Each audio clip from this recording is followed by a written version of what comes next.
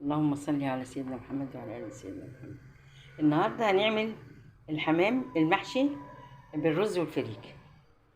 جبنا الحمام وغسلناه غسله كويسه جدا، نقعنا في الخل والليمون والميه، وبعد كده شطفناه تاني، ورحنا جايبين بقى بصله، جايبين بصل وقطايه كده وبهارات، وقرنفل وحبهان، فلفل اسود وملح، ورحنا ضربينهم في الخلاط وتبلنا بيهم الحمام.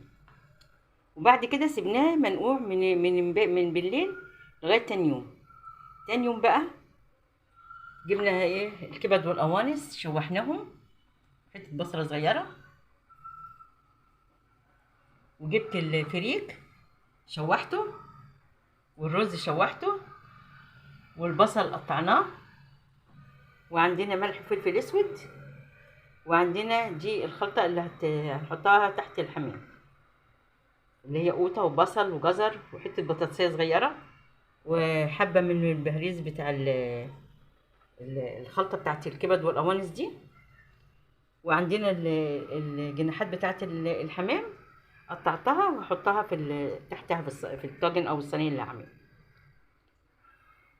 هنجيب بقى البصله على الفريك على الرز، ونحطهم في حله عشان نسويه. الرز على الفريك على البصله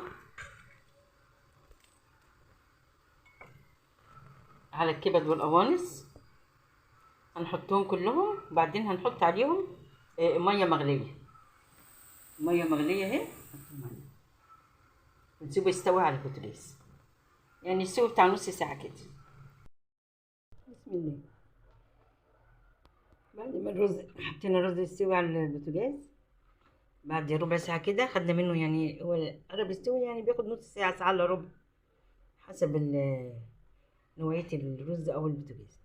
احنا بعد ربع ساعه كده او تلت ساعه خدنا الرز بقى ده طبعا مش قبل ما يستوي شويه، وحطينا بقى عليه بقى، هنحط عليه بقى الكبد والقوانص اللي احنا عملناها دي، وهنحط بصلايه نيه، وهنقلبه كله على بعض كده، وشويه ملح وفلفل اسود، وهنحشي منه الحمام.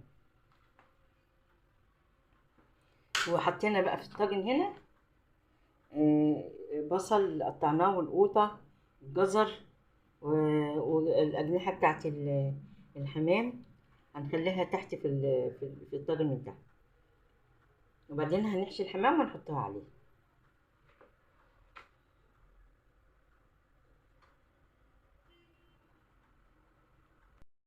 بسم الله. اللهم صل على النبي. حشينا الحمام بالرز والفريك، وبعدين حطينا الحاجه بقى اللي في الطاجن من تحت، ورصصنا كده. لو في حاجه مقطوعه اعمليها بخله كده. وبعدين هنجيب الميه المغليه بقى ونحطها عليه،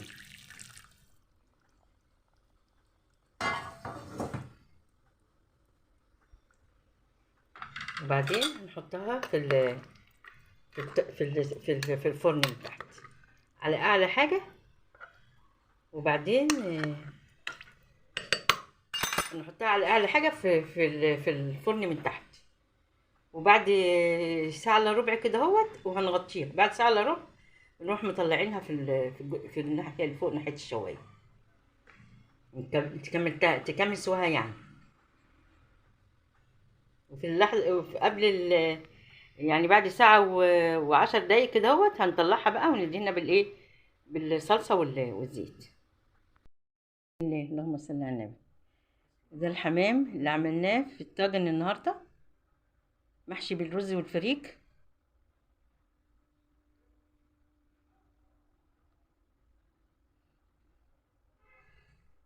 ولا طلع رز ولا حاجه، ما شاء الله. وده الممبار، عملنا شويه ممبار. ودي الحاجات البهريزي اللي بيبقى في القاعده بقى، الجناحات والحاجات اللي عملناها، طعمها بيبقى جميل جدا. ده رز بلبن عملته النهارده، بعمله لكم في فيديو تاني ان شاء الله.